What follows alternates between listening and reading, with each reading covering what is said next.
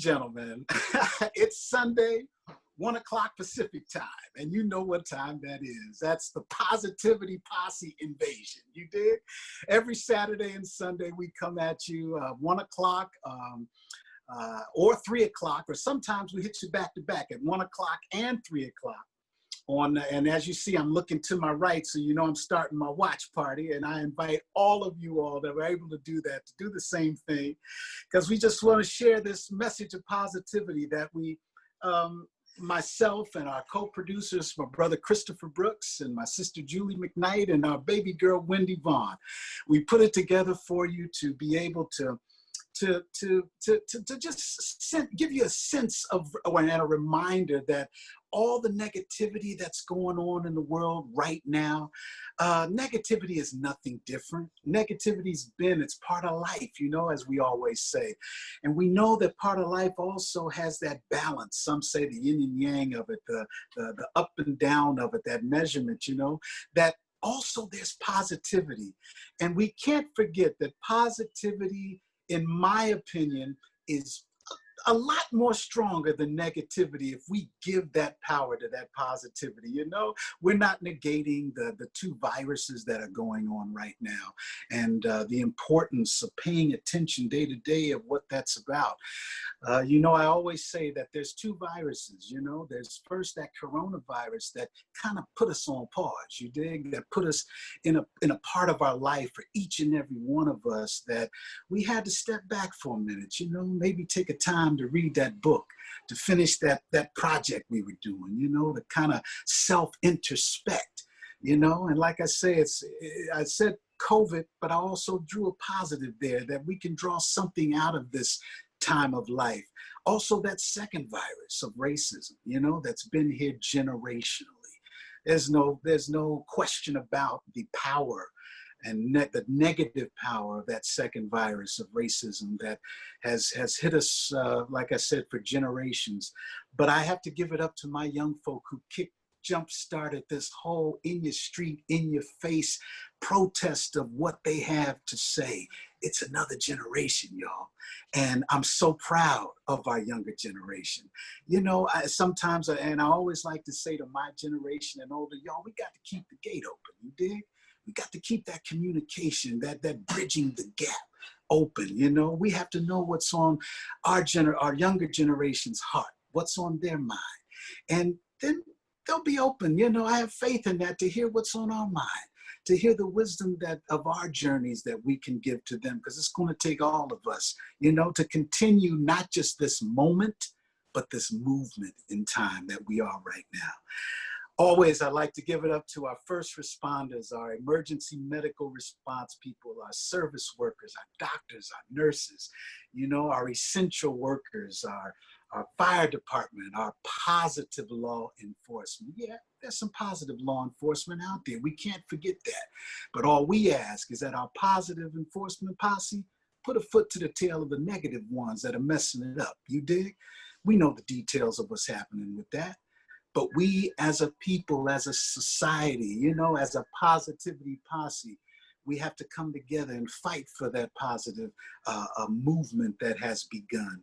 Our young artists, you know, I always say, write those songs, y'all. Paint those pictures, do those dances, man.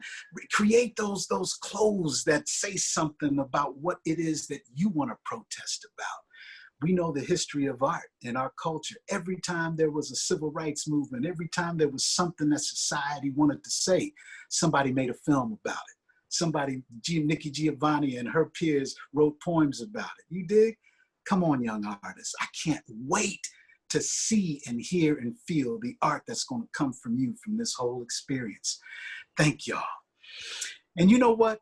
Today, y'all, I am so, I'm going to say blessed that I'm able to share this specific gentleman's journey with our Positivity Posse. And I'm talking about Chris Play Martin. And as you always know, before our guests come on screen, here at the Victor Brooks Show Facebook Live Positivity Posse, I'm all about giving it up. Come on, man. I mean, it takes that support of each other, that shout out to each other's individual journeys, y'all. That's what it means. That's what it's all about. And Brother Chris has a way in his message, and when you hear his journey, you will hear and feel, and because it's video, you'll see that, you know, Brother Chris's whole message is positivity, the ups, the downs of it, the pioneering of it, you know, the testimony of it. And I just want to read this, because when I use that word testimony, it's because of my belief, you know, and I always like to keep it real about, you know, it's not, I've gone through my ups and downs. You dig? Life is life, man. Life kicks us to levels that we never would have understood of why we're even where we are, you know? And when you hear, I want to read this about our brother Christopher Play Martin, you know, because I don't want to miss a beat, and it touched my soul before I bring him on. A Queens, New York native, Christopher Play Martin is considered a pioneer in the entertainment industry. As half of the iconic and groundbreaking hip-hop duo Kid and Play, he has contributed to some of the most defining moments in popular culture. Christopher Play Martin is a celebrated, award-winning, and self-taught documentarian and founder of cutting-edge production company Playground Solutions with a Z, which develops and produces short and full-length multimedia projects. He recently served as a professional in residence at Florida A&M University in the Music Industry and Hip Hop Institute. He previously served this role at Miles College, North Carolina Central University, and Healthy Start Academy Charter School.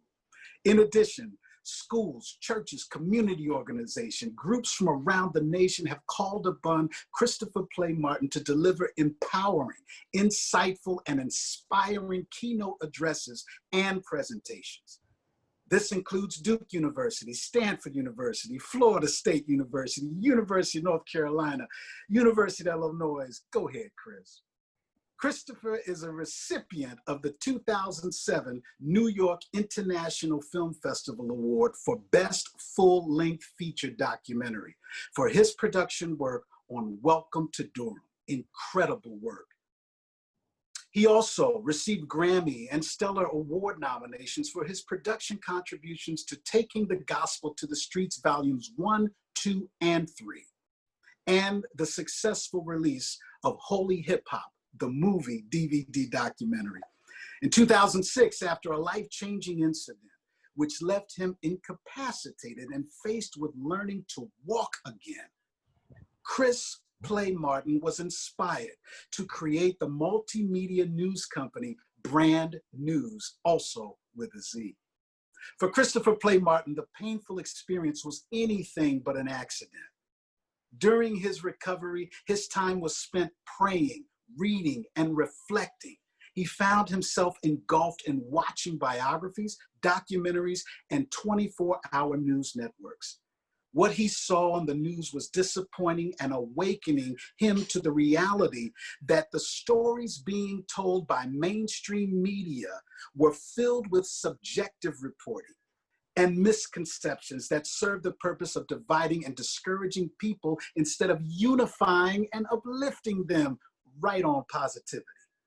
He furiously asked, why isn't there a network that focuses and reports on the positive people and events occurring in today's society?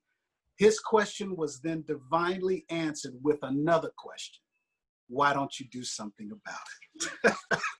And as I see these comments going up right now, you know I'm not alone when I say that reading there is a testimony. And with no further ado, I want to welcome my brother, your brother, Christopher Play Martin, to the Victor Brooks Show. Chris, are you on camera? Is he there, Wendy? Yes. Hello, hello, hello, hello. Hey, Hey, how you doing? brother, like I always say, too blessed to be stressed, Chris. Thank you. I have a question to ask you. Whose bio was that you just Brother, you know what? It's in that bio there, as I say, man, is is a testimony to me and to so many others. Man, your journey, your quest for life and accomplishments and things. When you hear that going back, first let me ask you this, Chris, before we get into the nuts and bolts. What's your positivity right now, brother? What's your positivity, man?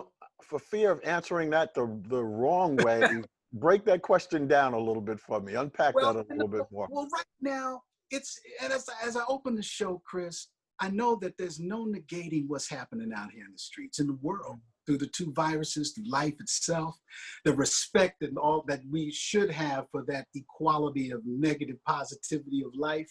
But what's your positivity, man, that has been a hold for you, a strength for you in your life or even right now? Well, you know, it's interesting because as I was sharing with your producer, co-producer, yeah, Wendy, right. A little earlier, is that all that you mentioned in regards to what I do when I'm not on the stage with my partner in rhyme is technology. You know, I'm a self-taught artist, and graphically, animation, cartoon, all of that stuff, and design, clothes design and stuff as well.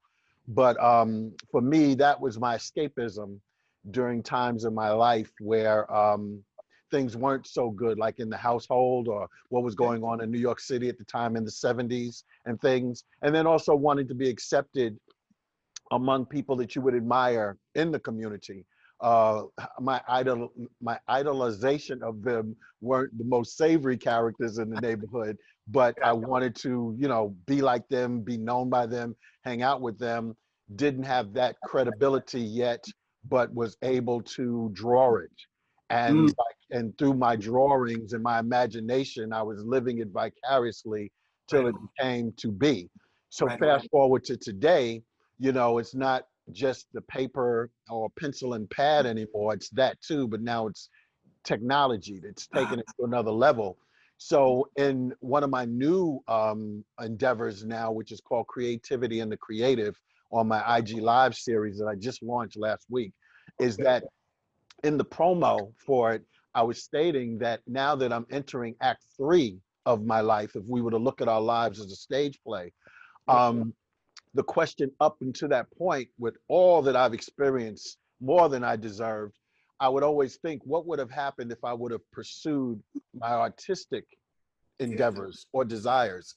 So in Act 3, I'm going to do that, you know, and in answer to your question, the long way, the long route, is that I like creativity. That's we all have genes from our parents, and one of the genes that I'm glad I inherited, along with many others, from our Heavenly Father is the gene of creation. So I like creating things. Yeah. Come on, man. No, there's no long answer. There's just your answer, brother. And that, you know, so you mentioned the phases 1, 2, and 3. Take us back to the phase of the Chris Martin before Chris Play Martin. You know, where did you grow up, brother? What was life like where you were? Give me that vibe. Sure. East Elmhurst, Queens. East Elmhurst, Corona, Queens, to pretty much be exact. Home of LaGuardia Airport, which I could literally walk there from where I lived at. Shea Stadium, I could literally walk there from where I lived at. Actually worked at LaGuardia Airport. East Elmhurst, Queens. Mother and father in my life. Father was what we would call urban pharmaceutical engineer, and a very successful one at that. So with me watching him, and that was the era of the black exploitation film. So watching the Superflies, Across 110th Street, Cotton Comes to Harlem, and all of that, kind of like kind of the glorification of that type of life there. And then also seeing people in the streets of my neighborhood who had it going on. You know, they were like your ghetto stars, so to speak. So I was very much influenced by them, very much, to the point where I really wanted to be them at all costs. My father spent some very influential periods of time in my life in prison. So at times where I wasn't able to play, or couldn't play with my friends on the weekends that kids my age would look forward to, the weekends, I had to drive with my grandfather, to go take very long drives to go visit him in a penitentiary. So I'm saying all that to say how the stage was set for what was to happen later, and the type of mentality that I had, you know, moving forward in life. Very much influenced by that, you know. Right on, man. And so, you know, and knowing that in what you just shared with us, man, I see a lot of similarities in one of my favorites, which is Class Act. So when you came, so, and before I jump to Class Act, you, with the lifestyle that you just mentioned and were very honest and real about, how did you coincide, or how did you all meet, and how did it come together with the encounter of Kid, you and Kid together? Did you grow up in the same neighborhood, or? Well, that happened much later. Kid was a transplant from the Bronx, New York. He came to live with his father in Queens because his mother had passed. Him and his mother were in a fatal car accident that she died, and he survived. But eventually, when it was just time for him to be with a father figure, his father brought him in. So I met him much later. Prior to that, you know, I was out there in them streets. My first taste of celebrity in a very unorthodox way was my father robbed a bank, and he made the front page of the top newspapers in New York, the New York Daily News and the Post. And we initially thought, or my mother initially thought, that it was going to bring shame, and it did, you know, bring shame to the house. So I was ready to deal with what was thinking in our neighborhood, where there, you know, in every neighborhood back then in the 70s, you know, it was talk. It was like a village, rumors, this, that, and this. What's the latest thing that we can talk about and gossip about? So I was ready to curtail to that. But I went into one of the favorite candy stores and burger joints in the neighborhood. This was way before malls. This was when you had the community hardware store, the community, well, your parents go up to the store and get, well, it was called Lucky's or Cunningham's. Go up to Cunningham's and get my cigarettes, you know, all that kind of stuff, and the beauty parlor and the community. So I go to the favorite candy shop and hamburger thing, and my father is naturally bald. You know, he doesn't have any hair. He lost all his hair. He doesn't have any eyelids, eyebrows, nothing. So his name in the streets was Skull or Scalp. That was his name. And when I went in the store to go get some, I think I went there with some friends, or I was going to get some candy or something, I could hear the people in the store whispering, and someone saying, yo, you know who that is? And it's like, no, who's that? That's Little Skull. That's Scalp's son. And they gave me free candy and free food. So I'm, in my young, still undeveloped mind, I'm thinking, okay, you get in the paper, front page, and you get free candy and burgers. So I'm like, okay, this is a perk, you know. And then again, the movies on the big screen and all, there's not really knowing the word, but it's fame, popularity, admiration, you know, things of that nature. So that's what really kind of like began that seed that was placed in this soil for this thing to happen. It kind of, maybe I was always being on alert for whatever it took to get attention by any means necessary. Heavy, man. So how old were you? Give me an age, like right there when you started realizing that this equating to fame because of, so how old were you then, brother? I am so bad with ages, year and general, and how many people are in a room. I'm bad with those two things. I want to say maybe 13. I have to look at that because I do have a copy of that, or a scan thing of that to see the year. But I want to say maybe I was like an impressionable 12 or 13, somewhere around then. Yeah. And being at that age, like for a lot of us, man, 12, 13 years old, like you said, that those seeds were being planted, you did? And then growing into your artistry, was it happening at that time as well? Developing as like, so how did those two end up meeting? Like, you know what, wait, I got an artistic thing for this. Well, that was before then, because when I was in younger, there was a group that I wanted to be a part of. They drew all the time. They would draw comic book characters, superheroes, cars, all that stuff. And I wanted to be a part of them. And I was laughed at and rejected, unaccepted. And I would go home every day and draw, because back then the newspapers would have drawings of their sales at Macy's or Alexander's or any of those department stores, Gimbals, really telling my age, all that stuff. So you know, whatever I could draw, I'm drawing buildings, I'm drawing trees, I'm drawing Uh-huh. everything. And what felt like probably at the time forever, but looking back in a very short period of time, I ended up outdrawing those guys. So like I said, throughout all of this I've already told thus far, there was Yeah. always that element of being home drawing, listening to one of the groups that very much was the fuel, my inspiration for how, whatever the science is that's involved in spirituality. I love the music of the late 60s, all of the 70s and all of the 80s, but there was Come on. always Earth, Wind and Fire. Gotcha. Always Earth, Gotcha. Wind and Fire. That Gotcha. was the present my parents knew to get me for Christmas, their latest album. Whatever. And that, and something to do with either some kind of drawing set or some kind of drawing or painting kit.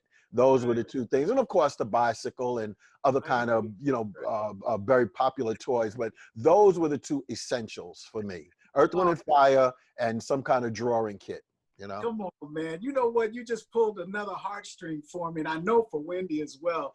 Her father is Wayne Vaughn, one of Earth, Wind and Fire's songwriters and producers. He wrote Let's Go Tonight, and her mom, Wanda Vaughn of the Emotions, you know, lead singer of the Emotions. Yeah. So well, one of my greatest accomplishments in my journey, I wouldn't call it accomplishment, meetings, yeah, was becoming friends with Maurice White and getting to meet Earth, Wind and Fire. And how that came about was such an interesting story. That. All right, Yeah. so our kid and I, our publicist was Terry Williams. That is still, but the woman to have. Eddie Murphy, you name it. Much respect. Terry Williams. So one day we had to do media day in her office in LA. And there was some mix up in regards to the scheduling in her office. It was like double booked or something. And she had to figure out where we can go to be all day to be able to do all these back-to-back radio and print interviews. So she said, hold on, let me check on something. So she left the office, came back, she said, fine, no problem. My next door people here in the building said we can use their office. So I go in there and the interviews start. So as you're on a phone, you know, your eyes wander and you just look, finally I'm paying attention, you know, after maybe an hour or so being in there for a long day. And I just start paying attention to my surroundings. So I'm seeing awards, I'm seeing Grammys, I'm seeing pictures with celebrities, but the main celebrity that's in every one is Maurice White or Philip Bailey or Verdine White. So I go to Tara, I said, whose office am I in? She goes, Maurice White, Earth and White. I'm like, I lose it. Like a teenage junior high school girl. I lose it. She's friends with them. She says, oh, I didn't know you. I said, are you kidding? Kid is like, are you kidding? That's his whatever. And we ended up doing, I think we did Ain't Gonna Hurt Nobody. I think it was that music video in LA.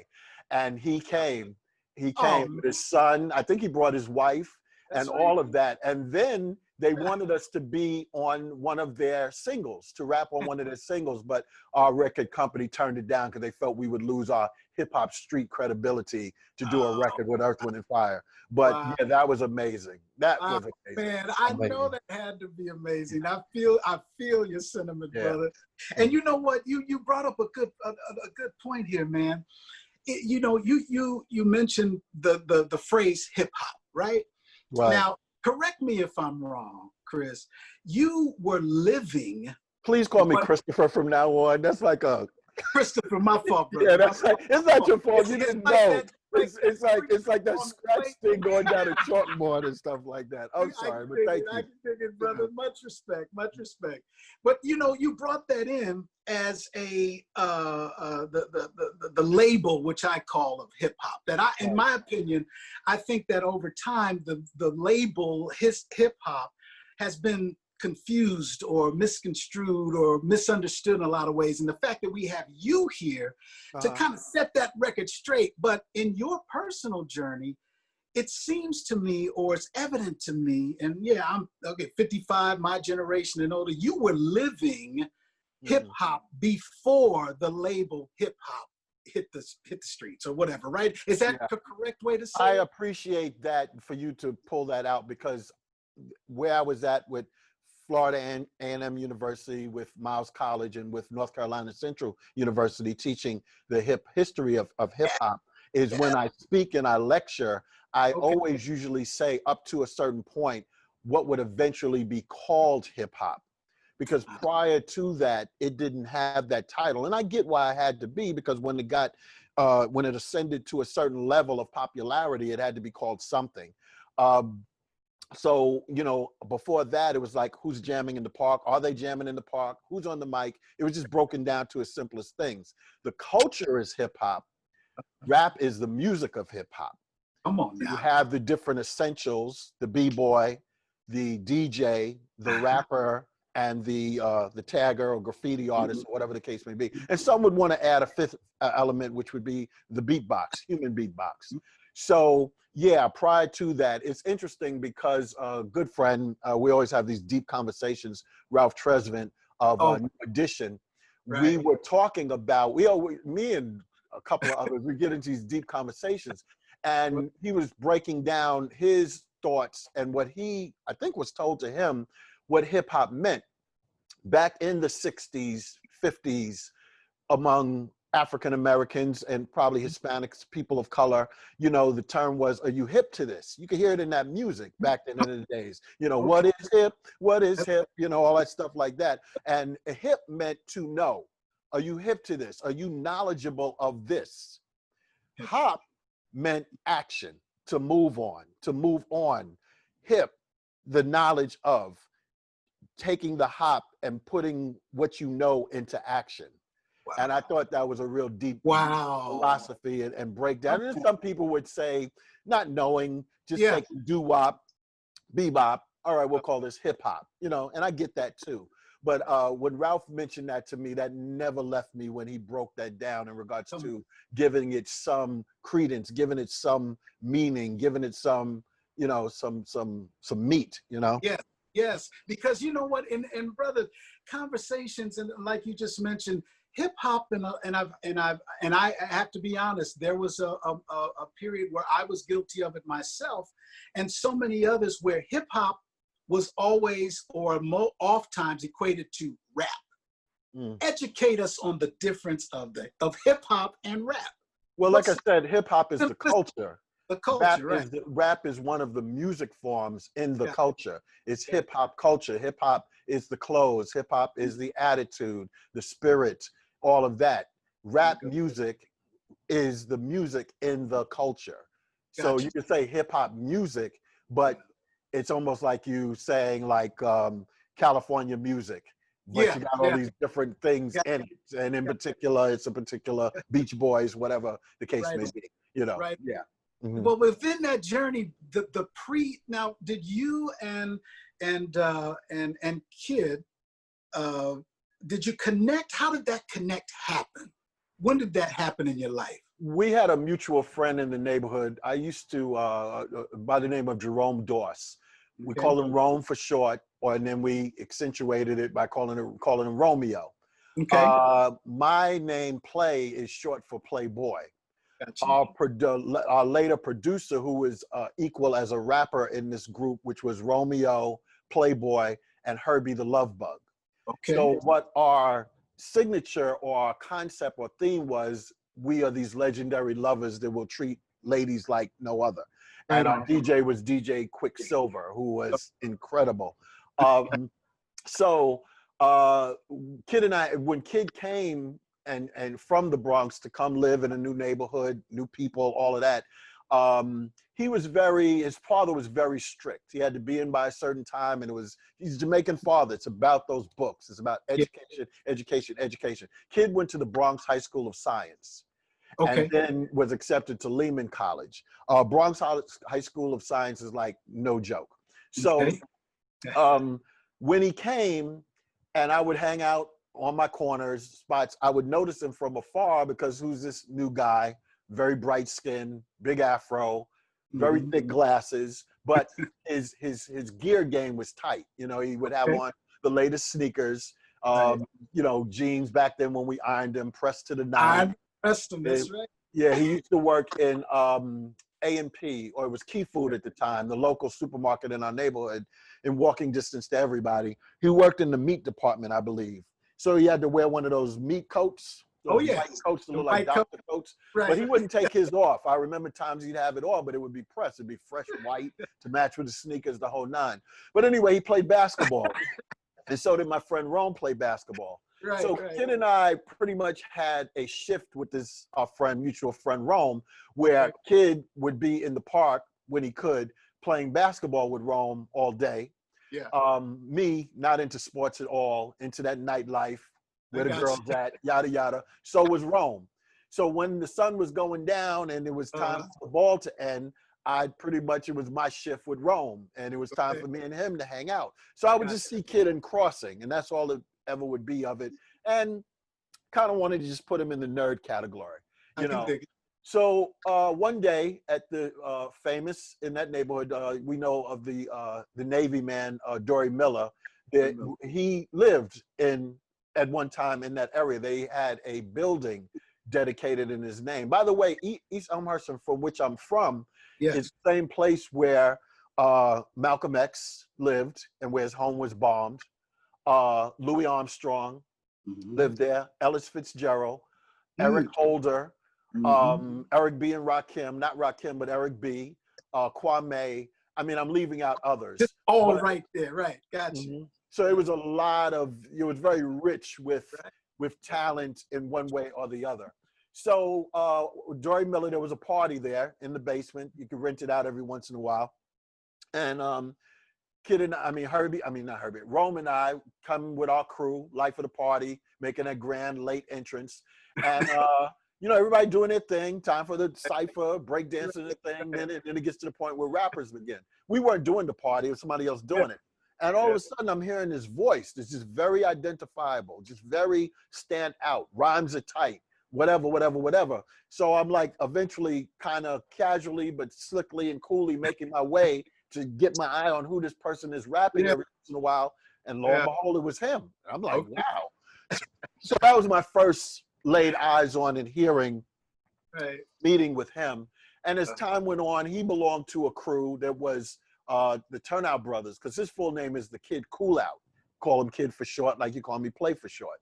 And as life kicked in and parents ain't trying to hear about this shibbity hoobop bebop bebop thing you guys are doing, it's time for everybody to get jobs or go to school.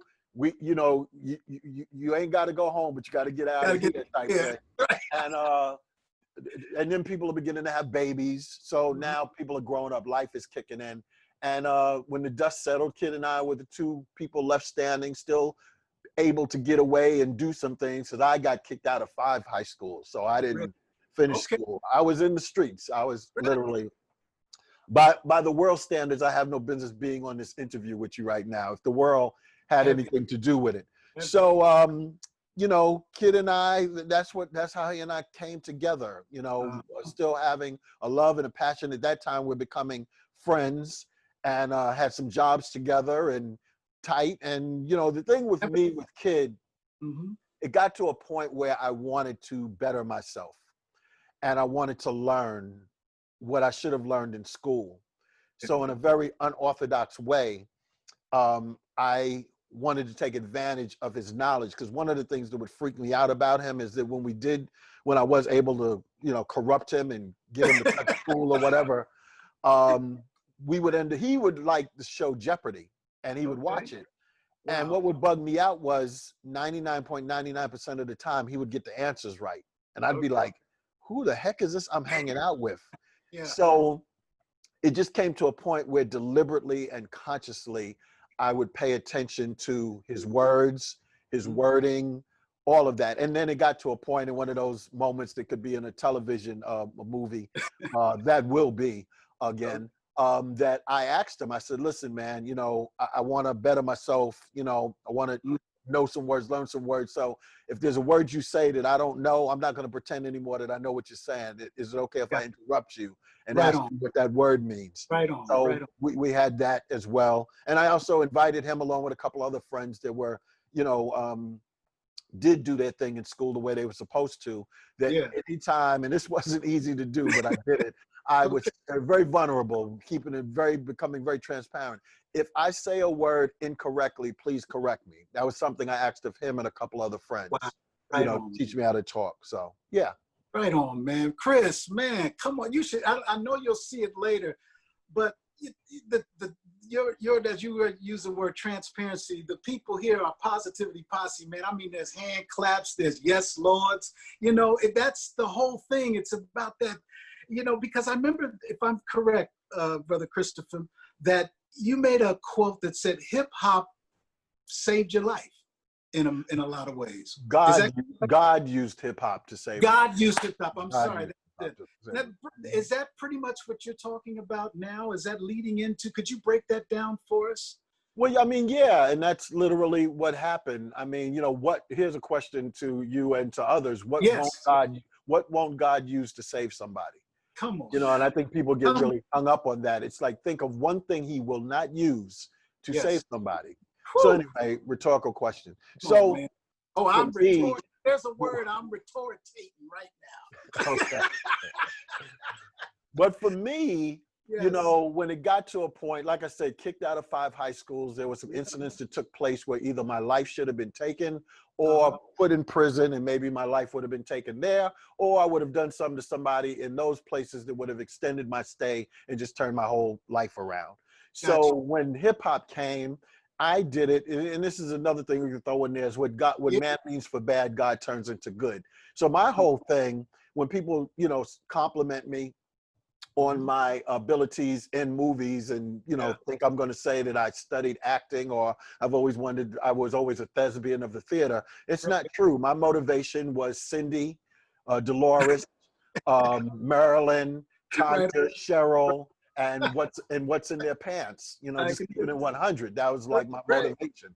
So following that, like a dangling carrot before me, you know, God used, you're not realizing, like, I never took any pride in it, never stressed out and trying to create the perfect rhyme to outdo another. Whatever was just going to keep me on the radar. You know, all I wanted in this thing was just to get, back then what was called was a 12-inch single. That's all I wanted. I just wanted a 12-inch single. Give me that, and I'm gonna rule the world with my pathetic, stupid mind. So, you know, God allowed, or it's perfect will, for my cup to runneth over, because never in my wildest dreams, and I'm still dealing with it today, believe it or not. I was surfing through the channels the other day in this pandemic thing, because we're getting it hit hard here in Florida, as I'm channel surfing, and it's like BET's got, you know, all 3 of the house party movies back to back. That's right. I can't watch myself, but at the same time, my heart is in wonder in regards to what has been achieved, but never in my wildest dreams that I thought we would do music videos, have award-winning albums, have a Marvel comic book series, have an NBC cartoon series, have movies, multiple music videos, travel the world, become friends with who we had friends who have friends with, eat dinner with on the regular. It's so funny. For some of you who really know your music history, I'm in partnership, and if I can, I'll show you something I'm working on with Kenny Gamble of Gamble and Huff. But to call him my friend and partner, but another friend and partner Kid and I have is Suzanne DePass. Wow. And of course, my era is the Jackson 5 and all that comes out of Motown and the sounds of Philadelphia, whatever. So we do things with her. We do work with her, and she's helping me on this project I'll show you a clip of. Yes. And one day, I love having these out-of-body experiences where the Lord, his spirit, his breath, the comforter, taps me on the shoulder for me to just not get too prideful, but to just be able to to be in the moment of something. And we're having lunch, and she goes where she was sitting at, and I'm sitting next to her with this long table I was getting to eat. She says, "Play, pass me a menu." And I'm like, yo, Suzanne DePass just asked me, Play, to pass her a menu. It's like, because you could take that kind of stuff for granted. You know what I'm saying? And it's like, I couldn't hold it in. I told her, I said, yo, Suzanne, you just whatever. And she said, shut up, Play, pass me the menu. So it's like, and you know, even with like Big Daddy Kane, it's like times where I'll be sitting talking to him and others, and I'll have these out-of-body experiences like, yo, you were sitting here kicking it with Big Daddy Kane. And I'll tell Kane that, shut up, Play, come on, man. And it's like, so it's just Yes. amazing, you know, to be able to know this, and to be so humbled by the journey, but Yeah. still be accountable for what it's supposed to be. Because when I speak to people about getting kicked out of five high schools, especially students, I'm not trying to glorify it. I don't want to ever leave them in my presentation, in my speaking with, wow, if Play didn't go to school and look at all he accomplished, why am I going to school? But no, there's a flip side to that coin, where Exactly. I wanted to commit suicide, you know, after achieving everything a man would want to achieve, from all of that I just mentioned, and then some, that we achieved, being at Michael Jordan's home, eating with him, hanging out with him, being with him when they won the first NBA thing, meeting a Michael Jackson. You know, I just went through some. I I, don't want to get us into a name no, drop. no, I got you, brother. Go ahead. But the thing is that, you know, it got to a point where I felt the more I was getting, the more empty I'd become, because I had that beautiful home, cars, married to one of the most desired women at the time that could be, Shari Headley, known from Coming to America and being on ABC's All My Children, having a child. I had a child before that. So everything a man would think that he would want and not being fulfilled. It was like the Twilight Zone.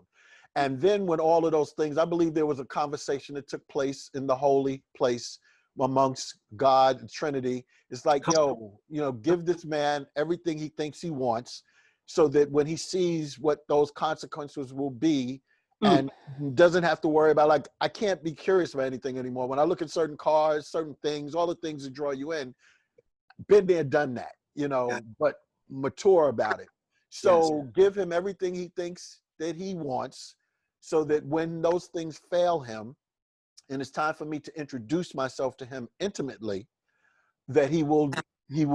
Come on. So for me, when all those things were futile, I always wrestle with that word, Uh-huh. is that, you know, I remembered having a praying grandmother. Mm-hmm. What was even equally, if not more impactful, is a praying father, because even with Yeah. what I shared with you with my Yep. father, Mm-hmm. he had become a minister. Right It's on. been well over, probably closer to 40 years now, that Mm-hmm. he has been a minister. So to Wow. see him admit that he was wrong, turn his life around, for him to go back to school, get the Come on. degrees and stuff he got, and guess where he ended up doing most of his ministry? He just recently retired, Where? where he ended up doing most of his ministry, Where? prison ministry. Right on, brother. Right on. Full circle. Yes. So, you know, for me, it's just that seeing and experiencing all of that, because it got to the point, I left at one point where No, go all of ahead. that stuff was letting me down, was failing me. I was miserable with the stores and stuff that I owned and had. Kid and Play wasn't doing it for me anymore. I realized I made a mistake for the wrong reasons, getting married, thinking, putting a woman in a place to fulfill something only God could fulfill Yes. first. Mm-hmm. That was a mistake. Mm-hmm. And other things alike. And I'm thinking the answer is end it. So I'm trying to work up the courage to pull the trigger to a 38 snub nose revolver, one of 3 that I had that I used to use to stick people up with, trying to work up the courage to pull the trigger to end my life, until God convinced me in a very divine way. I gave you your chance with your career. Would you just hold up on the trigger and just allow me to be your manager, your accountant, your agent, and your lawyer for a minute? Just trust me. And I'm back now, more at peace and success within, but even on the outer thing, the stuff that's been going on with Kid and I, and even with myself alone solo, has been amazing. So, you know. Come on, Chris. Brother, you know, I'm a big cat physically, 55 years old, but when my soul gets touched, man, yeah, I ain't scared. I ain't too proud to shed a tear. And you just touched my soul, man. And I know so many others here, because that transparency that you talked about before, Chris, is a blessing to so many. And I'm looking on here now. I have There's a sister named Y. Vaughn. She has a program called Raise It Up Y, capital W, capital Y, Ooh. where she is through the Pasadena City College, brother. And a lot of her students are on here right now, and they're giving love and to specifically what you just went through, what you just gave us through of your journey, what you went through just then. And that relevancy. Now we're talking about students, and I know you're very familiar with the college age group, because that's what you've made some of your dedication to, sharing the knowledge, sharing. And I know education is a really important thing for you. The sharing of education, the need for it. So all of the students that with YN Vaughn, Raise It Up Y, thank you all for joining us today and giving your input. Even though it's through the comments, I feel you, and I thank you for being here. All right, let me ask you this, man. We all know that, okay, I remember that you, the Kid and Play, I'm sorry, I'm coming back from my emotional thing here that you touched me with. With the vibe of Kid and Play, you also toured with NWA and Public Enemy. Am I correct that joined together, correct, over a period of your career? We did many tours with Public Enemy. It was so interesting. Talk about favor. Chuck would not do a tour when they were really on a roll without Kid and Play being on the ticket. I don't want to put it like he wouldn't do it, but that was one of his big requests, was making sure we were on the tour, because it was fun. We had a lot of fun. And just it seemed like right when we get through coming off many months or whatever of one, it was time to gear up and get ready for the next one. I remember being in LA, because LA almost like became our second home. Okay. You know, and I was getting very familiar with the streets. Streets were maybe getting very familiar with me, but I heard this, you know, underground, I guess it was at the time, tape of this group called NWA. And I'm like, whoa, I can curse with the best of them, but like, wow, you know. So then some time went by. I didn't hear much about them unless you were on the West Coast. And then we were finished with one particular tour, and was approached to do another tour already. And we just finished a show that night. I'm going up to my room, freshening up, shower, change, come down ready to get with the honeys. I had a taste for virgin pina colada. And because I'm not much of a drinker, I can't tolerate hard liquor or anything like that. Corona is the best I can do on every 6 months maybe. But what ended up happening was when I came down a little late, I guess, unknowingly, went to the bar, and the bartender was cleaning up. You know, it was obvious by what he was, you know, with his rag and all. And evidently he wasn't in the best of moods. So I'm like, yo, can I get a virgin pina colada?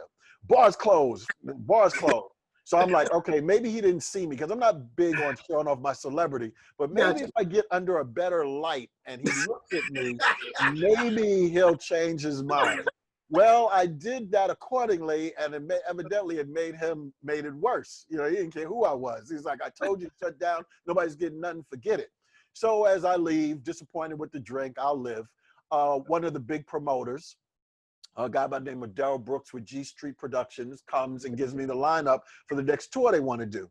He says NWA. I'm like, oh no way, no, you know, no shade, no hate or anything, but like, no, I mean, they're much. But so I don't want to be, and he won't leave me alone. He's trying to talk me into it, gift of gab, the whole nine. Real recognizes real. So I say, you know what? I don't want to be totally uncooperative. Right. Let me give him something to do that I know that he can't do, and at least I'll come off like I was being fair. I said, you know what? Because after a while, it's getting annoying. If you could get me a pina colada, a virgin pina colada, we can talk. You got a deal. Wow. He said, you serious? Because he didn't know I knew what I knew over at that bar. I can Are you serious? I said, yeah, I'm serious. Just if you give me a virgin pina colada, all right. So he leaves. I get engaged with some conversation with a girl, I'm sure, whatever.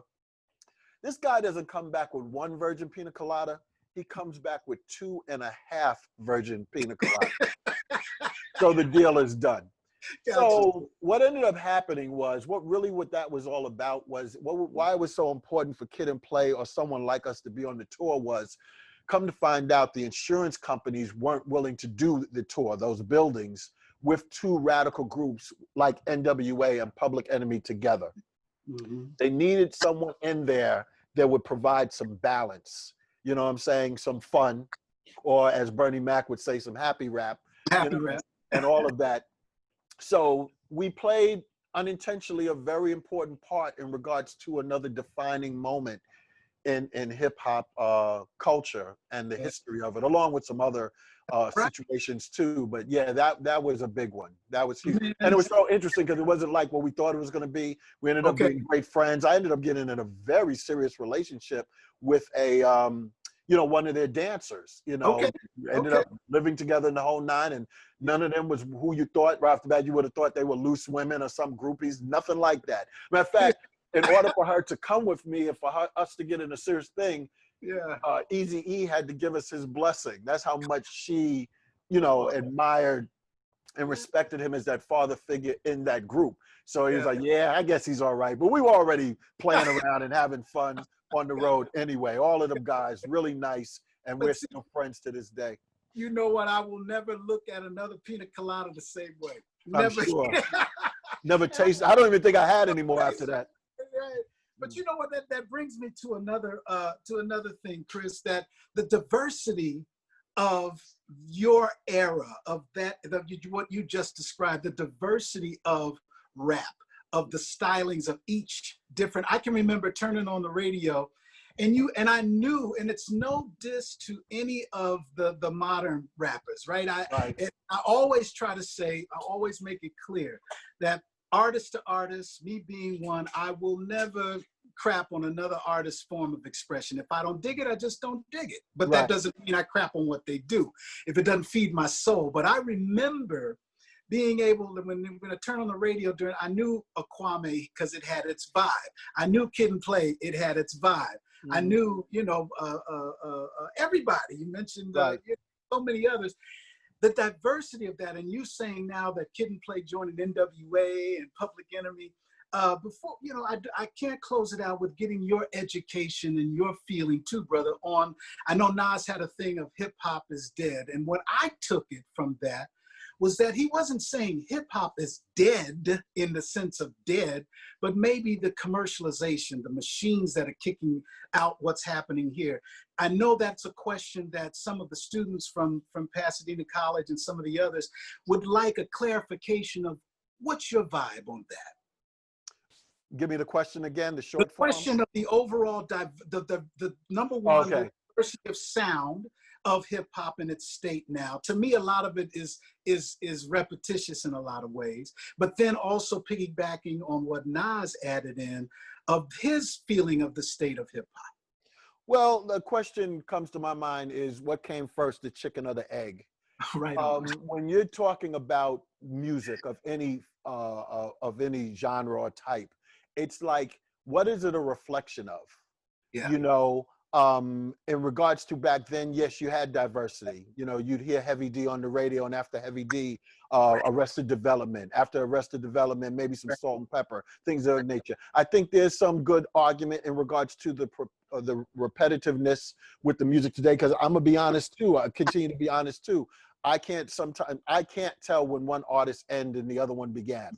It's hard when I do listen to it, but it's somebody's liking it, and a lot of people are liking it. But what does that say again with what came first, the chicken or the egg? Is this the fault of the musician or the recording artist, or is this a reflection of society in regards to what's going on in a person's life? Because a hit record is always based on relatability. I can relate to that chorus. I can relate to that subject matter in the verse or in the lyric. You know what I'm saying? That just happened to me yesterday. I know something about that. So if what these our fellow rappers are doing and it's hitting a chord with someone, now, you can kind of look at the artist as bringing it to the light, but it's like, what is it about it now that millions of people have gravitated it to? Now, some could be gravitating to it because like what hip hop did in the beginning, born out of the desperation and the economic decline that was happening in New York City at the time when President Ford didn't want to assist New York with financial aid, and we were losing the after-school programs and the art schools and stuff, what ended up happening is, you know, music ended up calming the savage beast, but the raps at the time was talking about what will happen if and when I ever get some money. I'm going to drive this type of car. I'm going to be with this type of lady or this type of guy or whatever the case may be. So now you're like, you know, living, you know, this person's hitting on something that your dreams and your expectations, hopefully in life one day. Now, fast forward to today, it's kind of interesting. It's like, where are we at? And instead of maybe looking at the rapper, which is nothing really wrong doing it, you just don't want to take it to an extreme, like what's going on where that rapper comes from, where he lives at. You know what I'm saying? Some people used to call, especially with Public Enemy, them being the CNN of the streets. I don't know where we're at in the thing. I did want to show you some things that I'm working on right now, but whatever's cool. No, I thought I heard you said before we close out, and I was like, uh-oh. Yeah, no. I just, because, you know, that's evident, brother, that when it comes to Christopher's story, man, there is no way to include a 1 hour conversation, because we haven't even, you know, and I never would bring, we haven't even touched on being, in my opinion, one of the first rappers to be a fashion gate opener. You digged in your whole fashion thing. Well, before we move on to that, I wanted, because it's something you said that triggered a question that I have, and I'd be remiss if I didn't ask. No. The music to the opening of your show or to your promo?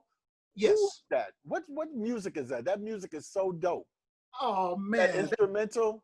That's it. That means a lot, brother. That's actually that's one of my original pieces. It's from my album, the Victor Brooks Samba Soul. You gotta email that, you gotta send that to me. You gotta send me that so file. much.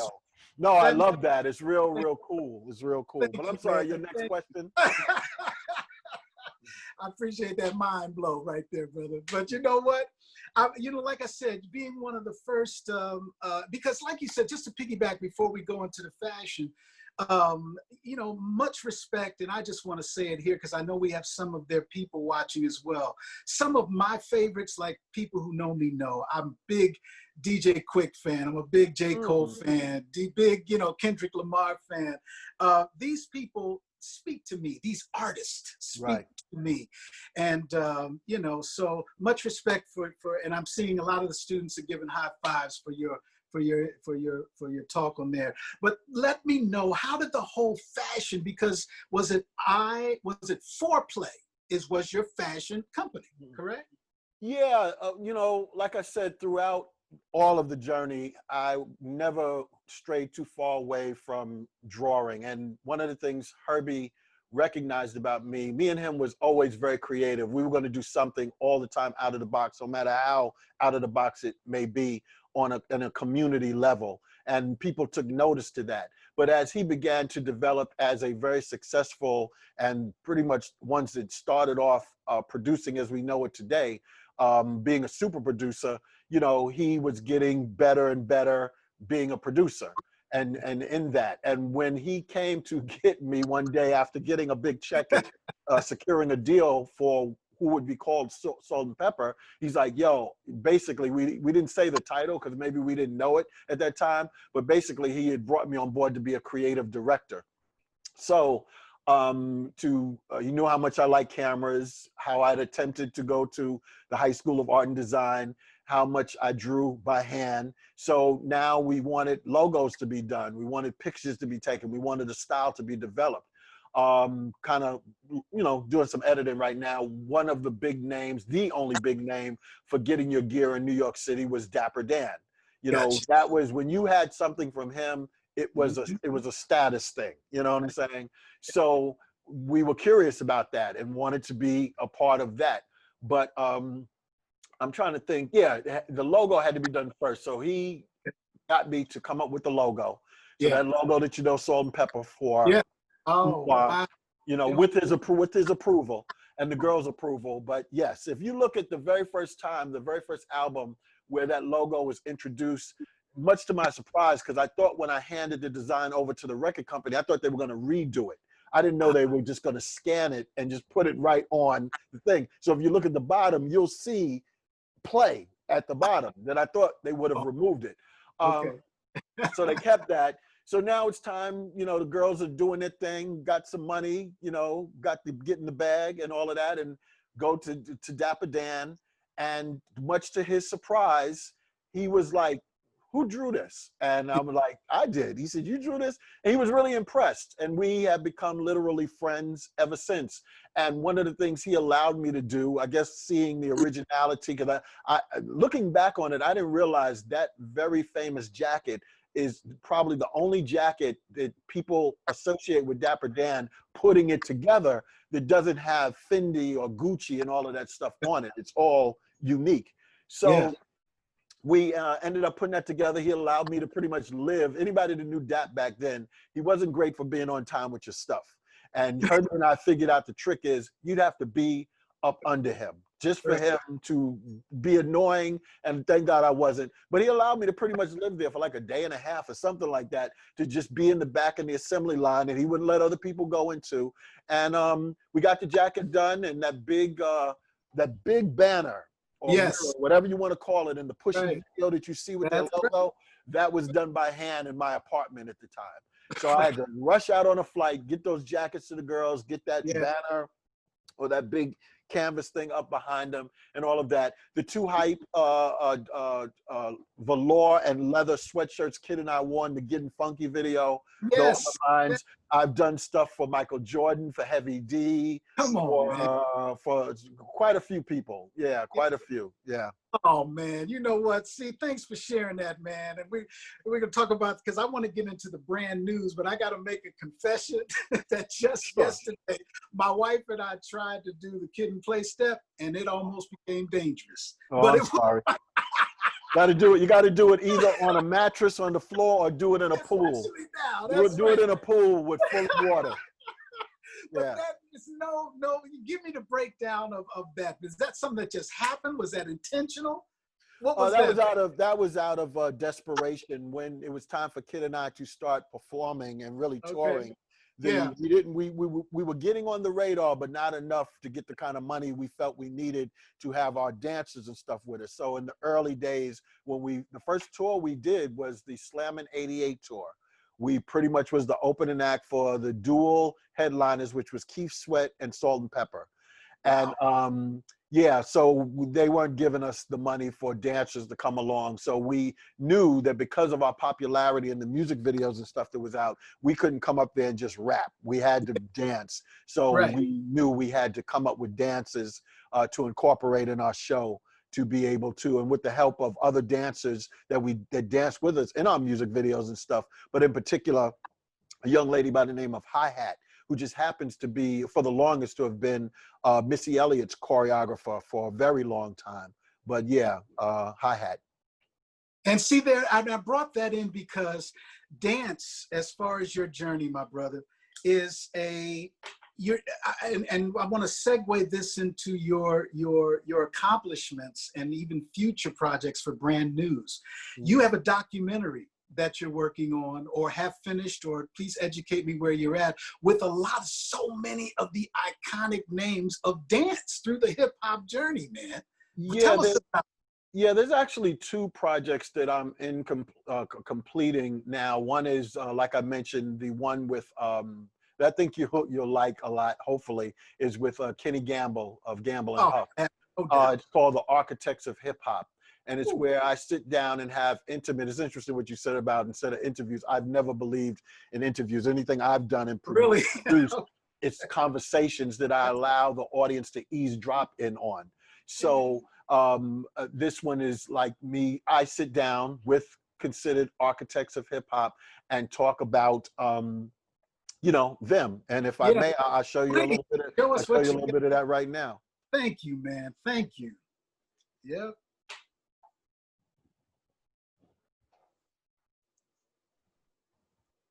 Hello, and welcome to the Architects of Hip Hop.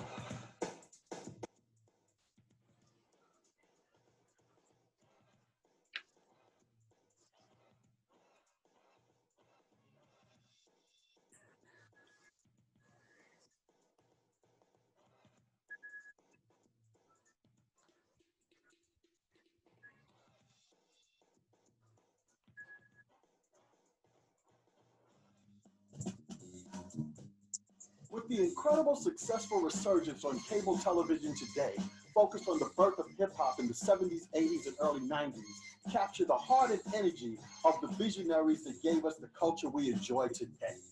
Join me, Play, of Kid and Play, with today's other well-known artists and students here at Full Sail University as we celebrate, talk about, and talk to the very living legends who inspired us with their early unique visions that gave us our successful careers we have today.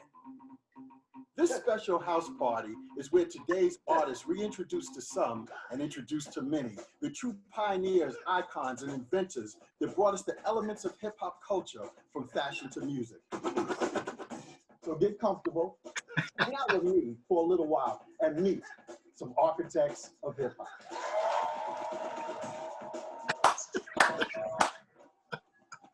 Oh yeah, oh yeah, oh yeah. Come on now. So yeah, that right there. Right, man. I'm trying to think of which camera I'm on right now. Confusion after a while. Okay. Yeah, so that's something that I'm really excited about. It's something that's similar to Inside the Actor Studio, but it's like where we sit down and just speak to all of these architects and just get into their humble beginnings, you know, journeys that people didn't know. And you know, it's a real exciting project that I'm excited about. It's been some years in the making, but you know, like a fine wine in its time. There you go. I mean, come on, the names you have on there, man, the people with those stories are going to be incredible. Where can we see this? Like, where can we go? Give us that. That's a good question. When we started putting this together, we were operating under what was considered the old normal, you know, I mean, Gotcha. in an old normal, like the major networks and maybe Netflix at the time was just beginning to do their thing. And I just felt in my spirit that seemed a little crazy and maybe aggravated some people that felt now. I couldn't put it into words, but fast forward to where we're at today. And just looking at this whole streaming situation and social media and stuff. So anything that you did before, selling, you know, your farm to the old way of doing things might have put us in a situation of being, you know, locked into something and with a group of people who just don't get it. So this is a subject matter that's timeless. I believe it can be introduced almost at any particular time. So in answer to your question, hopefully soon. But in regards to the other piece you were asking about, yes, Mike, I'm ready to show you a part of that. Well, you got a clip of that one too. Yeah. Come on. There you go. Okay.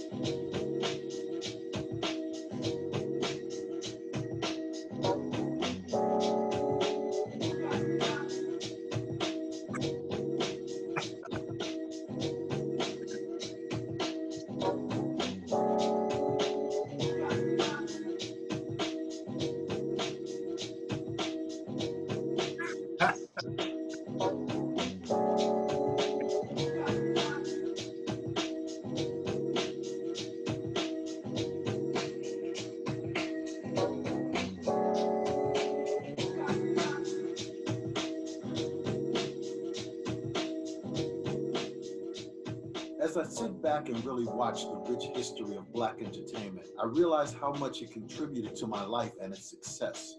One element in particular is the dancer. Now fast forward to today. I'm looking at classic music videos with the faces and moves of dance that made millions in the 80s and 90s want to dress like and move like them. Faces, fashions, and moves, but they didn't know their names. They didn't know their stories. And for me, LL Cool J would be out one night, and they were working on this project, and I believe they were out one night like, yo, you gotta be on my video. I want to be your chance to be around the way, girl. Ow, sing it. Never knowing what it took to be a dancer in those videos.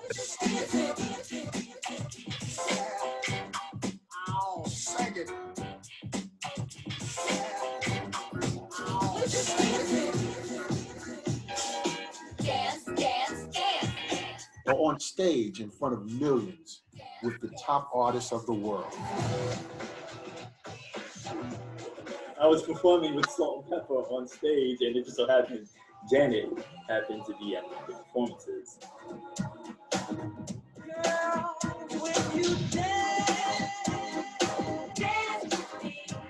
So I decided to do something about that. Decided it's time to hear stories like these. One of the things I'm the most proudest in terms of artists that I've worked with, obviously, is Michael Jackson. And I was like, people wanted to be us. People, they didn't know our names, but they knew our faces. There's DVD, Johnny's dancers, Bobby's dancers. It was such a crazy tour.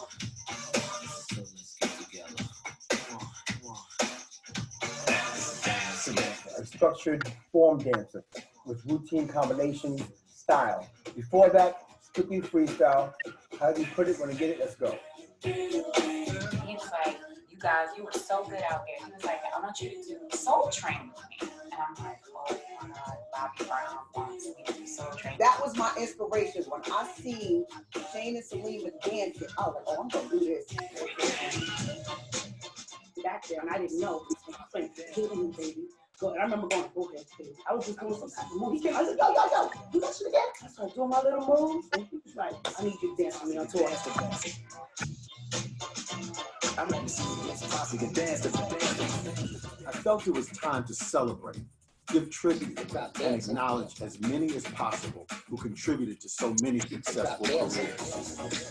Madonna had to choose between me and my brother, and she picked me. I was the last one picked out of 7,000 dancers.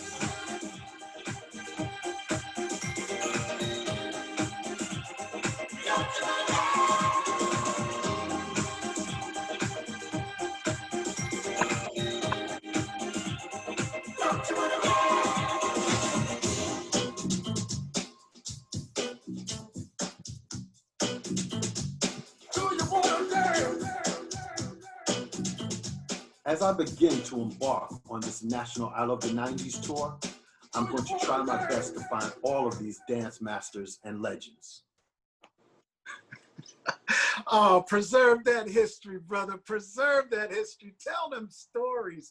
I mean, when I was watching that, man, my mind was going back to a lovely place, you know, and the respect of that is due and what you're doing to preserve this education, man. Thank you, Christopher. Well, you know, this is my therapy for me, the same joy that you're expressing and articulating right now. You know, to be able to do both, go down memory lane like that, and at the same time fill a void, because I don't know if you ever saw the award-winning documentary 20 Feet from Stardom. And that's something Julie should know. And I still got a crush on her, by the way. But yeah, but the fact that the you know, background singers, the iconic back, yes. And the idea didn't come from that, but when I had already had the idea to do this, when I saw that, it was confirmation that I was like, you know, so yeah. Right, man. Brother, thank you, man. And I have to give it up because I have my Brazilian artist community on here as well. Muito obrigado, minha família brasileira. Muito obrigado por seu tempo aqui hoje. Muito obrigado. What you just said, whatever you just said. I told them, I'm saying, my Brazilian family, thank you so much for your time today. Thank you for being here with us, and that I miss Brazil very much. You know what? Ending this here, man, I have mixed emotions because I know there's so much more education in your story. There's so much more inspiration in your story to give us, man, and so much life-saving and life-changing transparency to give us as well. Brother, I thank you for your time. I thank you for your honesty, man. I thank you for sharing your journey. And thank you for just being you. I thank you for your pain. I thank you for your ups and downs. Thank you, brother. And I ain't, you know, I always all glory to God. All glory to God, and through the sacrifice of, you know, like I said, my agent, my accountant, my lawyer, my manager, Jesus Christ, and the comforter, and all of that. And again, I'm not letting you get away. Send me, if anything, at least send me that track, man. I like that. I like that music, man. But anyway, I want to commend you on the platform you're providing for a lot that don't necessarily get the opportunity to be able to express in such time and in such a way. Normally you're kind of pressed and, you know, let's just talk about what you have on sale now, what you're selling now, what your latest product. But there's a lot more behind people and what they're bringing. You know, there's a story behind it. There's a spirit behind it. So thank you for providing that platform, and appreciate Wendy and all of that good stuff. Yeah. That's right, man. Hey, brother, that means a lot, y'all. That means a lot, so much, man. Well, y'all, you feel it in me. You see it in my face. I don't want it to be over. You know, I don't. But you know what? In a lot of ways, it's not. It's not over, because what Christopher Martin gave us today in sharing his life's journey, sharing his heart, literally sharing his heart and soul with us today. Oh, come on, y'all. We shared this moment to continue the movement. Yeah, it's not over. In a lot of ways, it's just beginning. In a lot of ways, for us coming off of this segment today, this special episode today, yeah, it's continuing. It's a continuation of a journey of our lives. Yeah, like we always say, we're not trying to say and trying to be airheaded about it, that there's no, you know, that negativity is not a serious thing, that it's not real in our everyday lives. Come on, y'all. Life is life. Real is real. Negativity is going to be here, y'all. But positivity has its place as well. And all we're trying to do through our stories, through the people who take their time to come on here and share with us, not just with you, but I get fed, you know? Yeah, I get fed. And when I enjoy these conversations from these people who share their string of positivity, oh man, come on, y'all. That's priceless. That's priceless. Thank you so much again for your time today. Thank you so much again for your positivity today. And like I always say, y'all, come on back here. Come on back every Saturday and Sunday, 1 o'clock and 3 o'clock, or 1 o'clock or 3. But we're going to be here every Saturday and Sunday for you. Just check your promos for the time, either 1 o'clock or 3 o'clock. And we start our promotions usually on Wednesday to kind of flood at you what's going to happen on that weekend. And we got a great one for you next weekend, too. I'm going to kind of save that for the promotion a little bit. But all of my people who took your time, I'm looking at Brother Paul Birmingham, another New York native himself, my brother from times past, Keir Thomas in Memphis, Tennessee, Dre Guzman in Brazil. Just everybody. Oh, much respect, Mark Kibble, from the genius of Mark Kibble of Take 6. Oh my goodness. I mean, my mind is going to so many beautiful places of watching this brother and the creations that he's given to the world through his arrangement and artistry, through the journals of Take 6 and so many other things. Much respect and much love, Mark. Thanks for taking your time, man, for joining on. So many people here. Much love, much respect. Positivity. Take a bath in it. Take a shower in it. Scuba dive in it. If you want to skinny dip in it, whatever you do, get into that pool and that ocean of positivity, y'all. When you come up out of it, sprinkle that on somebody else, because that's what it's all about. I love you, and I got you. See you next time on The Victor Brooks Show.